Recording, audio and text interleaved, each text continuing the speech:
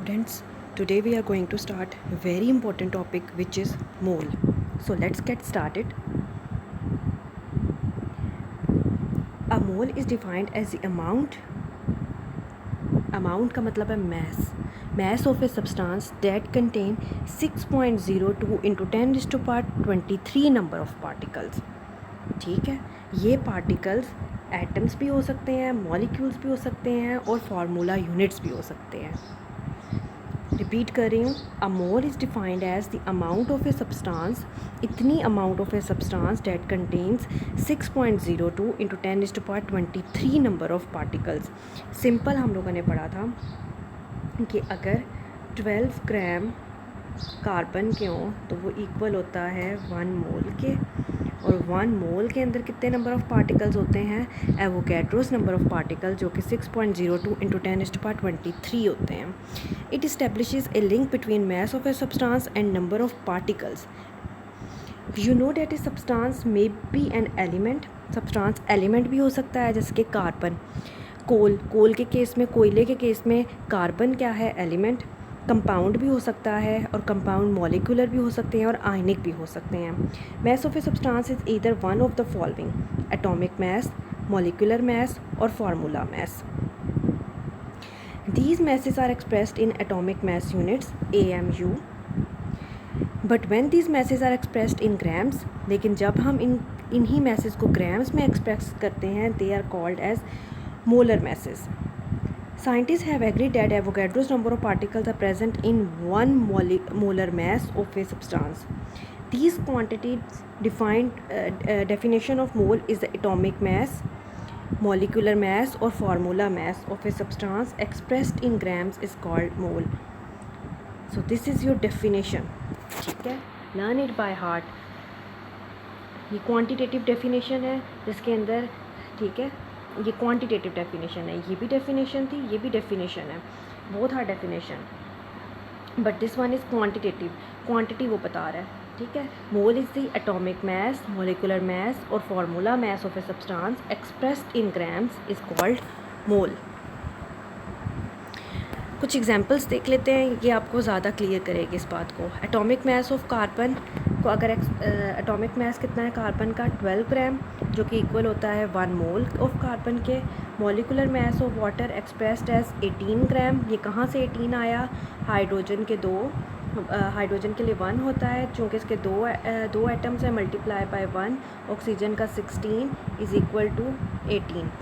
ठीक है, तो 18 ग्राम होंगे तो वो 1 मोल ऑफ वाटर है. मॉलिकुलर मास ऑफ H2SO4 जो कि एक्सप्रेस्ड किया जाता है 98 ग्राम. ना ये कैसे आ गया, इसकी बहुत सी एग्जांपल्स पीछे की प्रैक्टिस की हुई है, ठीक है. आप वो प्रीवियस लेक्चर्स निकाल के ज़रूर देखें. हाइड्रोजन, चूँकि हाइड्रोजन का एटॉमिक मास क्या है 1 multiply by 2. Sulphur 32 plus oxygen 4 है, और एक ऑक्सीजन का कितना होता है 16. तो टोटल मिला के कितना आ गया 98. तो 1 मोल ऑफ H2SO4. यह मोल, ये जो है इसकी एब्रीवेशन है. पूरा मोल MOLE मोल नहीं लिखेंगे, क्या लिख लेंगे, MOL. Formula mass of NaCl expressed as 58.5. ये कहाँ से आया, अगेन सोडियम 23 प्लस Cl 35.5. तो ये आपके पास कितना आ गया total 58.5 is equal to 1 mole of NaCl. Thus the relationship between mole and mass can be expressed as.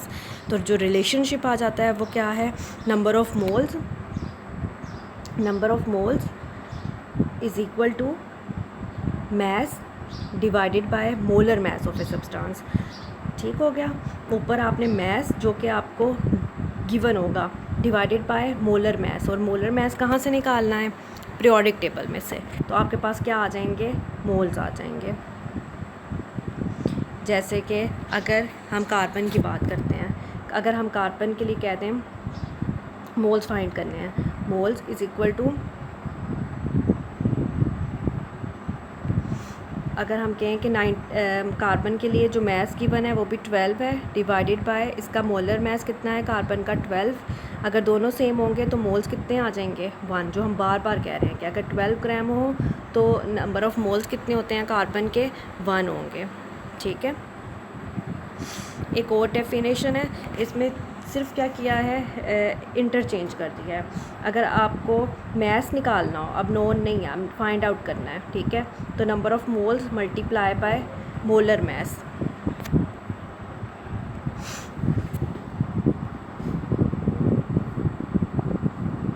ठीक है, मोल्स इज इक्वल टू हमारे पास था moles is equal to mass divided by molar mass. तो अगर हमें ये चीज़ find out करनी है तो क्या करेंगे, सिंपल इसको इधर ले जाएंगे। मैथ्स के अंदर आपने बार बार किया हुआ है मोल्स इनटू मोलर मैस या मॉलिक्यूलर मैस, ठीक है। तो ये आपके पास आ जाएगा, चाहे नंबर ऑफ़ मोल्स लिखें या मोल लिखें, एक ही बात है, ठीक हो गया। अब हमारे पास आ जाता है फ़्लो शीट। इस पूरे चैप्टर में जो आपके फ़्लो शीट है वो क्या थी, सब्सटेंस एलिमेंट भी हो सकते हैं, कंपाउंड भी हो सकते हैं। कंपाउंड जो है मॉलिक्यूलर भी हो सकते हैं और आयनिक भी हो सकते हैं। अगर मोलर होंगे, मॉलिक्यूलर कंपाउंड्स होंगे तो उनका जो मैस होगा वो मोलर मैस होगा। मोलर मैस को AMU में रिप्रेजेंट किया जाता है, लेकिन अगर ग्राम में रिप्रेजेंट किया जाए तो उसे हम कहेंगे ग्राम मॉलिक्यूलर मैस, ठीक है। इसके अंदर कितने मॉलिक्यूल्स होते हैं, 6.02 × 10⁻23 मॉलिक्यूल्स, और इनको अगर इतने हों तो इसको हम क्या कह देते हैं, मोल कह देते हैं, ठीक है। अगर कोई गिवन सब्सटेंस है जिसको हम ग्राम में ले रहे हैं और उसमें नंबर ऑफ़ पार्टिकल्स कितने हैं, एवोगैड्रोस नंबर ऑफ़ पार्टिकल्स, तो उसको हम मोल कह देंगे। और एलिमेंट को किस में एक्सप्रेस किया जाता है, एटॉमिक मैस में। एटॉमिक मैस को भी AMU में लिखा जाता है, लेकिन अगर इसको एक्सप्रेस कर दिया जाए ग्राम में तो ये क्या हो जाएगा, ग्राम एटॉमिक मैस। इसके अंदर कितने एटम्स होते हैं, एवोगैड्रोस नंबर ऑफ़ एटम्स होते हैं, और ये इक्वल होगा मोल के। Done. Compound formula mass AMU। अब कंपाउंड अगर हम आयनिक कंपाउंड ले रहे हैं तो उसका जो मैस होगा वो फार्मूला मैस होगा, और इसको एक्सप्रेस करता है ग्राम में, ग्राम फार्मूला मैस। और उसके अंदर कितने नंबर ऑफ़ पार्टिकल्स होंगे, 6.02 × 10⁻23 फार्मूला यूनिट्स, जो कि इक्वल आ जाएंगे मोल के। So that's all, do repetition. Mole का फार्मूला एक दफ़ा फिर देख देते हैं। नंबर ऑफ़ मोल्स वो बार बार कहते हैं, आप इसको जस्ट मोल भी कह सकते हो। Mole is equal to mass. Mass आपको ज़्यादातर गिवन होता है, और डिवाइडेड बाय, अगर मॉलिक्यूल है तो इधर क्या लिखेंगे, मोलर मैस।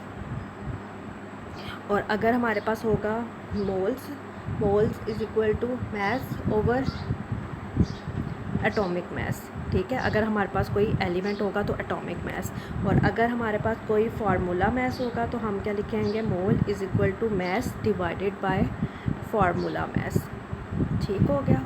इसका ख्याल रखना है। तो दैट्स ऑल।